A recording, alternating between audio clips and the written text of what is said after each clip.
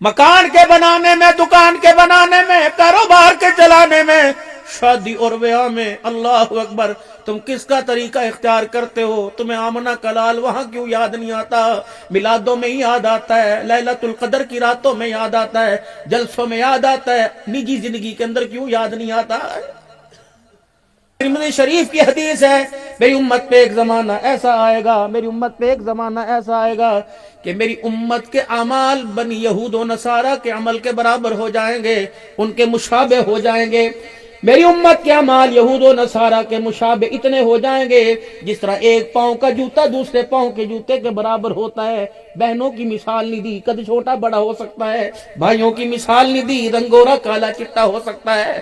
فصلوں کی مثال نہیں دی، جوتے کی پاگل ہو، ان پڑھ ہو، جاہل ہو، پڑھا لکھا ہو، جوتا تو برابر ہی پاؤں میں پہنے گا۔ فرمایا یہود و نصارہ کے ساتھ ایسے ملیں گے جیسے جوتے برابر ہوتے ہیں۔ پھر ٹھنڈاؤں کا بڑا ساڑھے نبیوں کے سردار نے، پھر آپ نے فرمایا اگر یہود و نصارہ میں کوئی اپنی ماں سے مکالمہ کرے گا تو میری امت کے اندر بھی یہ کرتوت کیا جائے گا۔ اللہ اکبر۔ اولاد کے لیے ماں باپ اتنا نہیں روئے، اور ماں باپ کے لیے اولاد اتنا نہیں روئی جتنا اپنی امت کے لیے سارے نبیوں کا سردار رو کے چلا گیا ہے۔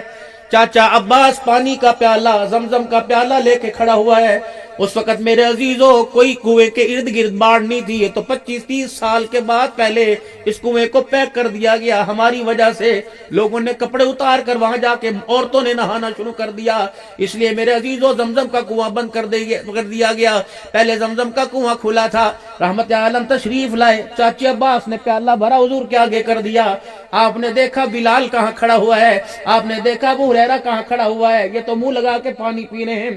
فرمایا چاچا مجھے تو پیالے میں دیا، پاکستان کی جب میری امت آئے گی پھر امت کے غریب کو کون پیالوں میں پلائے گا؟ آپ نے یوں پیالہ پرے جھٹک دیا اور آگے بڑھے، وہاں سے پانی پیے جو امت کے غریبوں نے پیا۔ فرمایا جاؤ جاؤ جاؤ جاؤ جاؤ جاؤ، لشاریاں والوں سے کہہ دینا، سید والوں سے کہہ دینا، کپڑے مکان پر اترانا نا، تمہارا نبی وہاں کھڑا ہو کے گیا جا قیامت کے دن میری امت کا غریب کھڑا ہو کے جائے گا۔